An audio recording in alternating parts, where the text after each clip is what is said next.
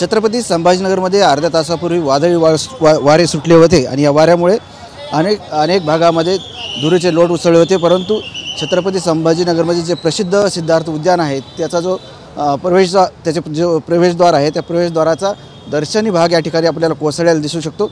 या ठिकाणी वरून हे सर्व जे बांधकाम होतं ते खाली पडलेलं आहे। या बांधकामाखाली या ठिकाणी जे नागरिक ये जात होते त्यापैकी 3 ते 4 नागरिक जखमी झालेले आहेत। त्यापैकी एक जणाची परिस्थिती गंभीर असल्याचंही या ठिकाणी माहिती मिळते। परंतु ही घटना अचानक झाल्यामुळे या ठिकाणी नागरिकांमध्ये मात्र तारांबळ उडाली होती आणि अचानक झालेल्या वादळी वाऱ्यामुळे ही कमान आपण या ठिकाणी कोसळल्याचं पाहू शकतो।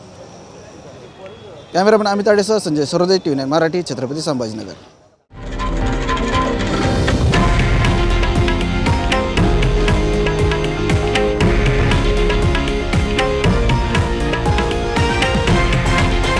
हे आहे देशातील नंबर 1 न्यूज नेटवर्क आणि आपण पाहत आहात TV9 मराठी, एकमेव।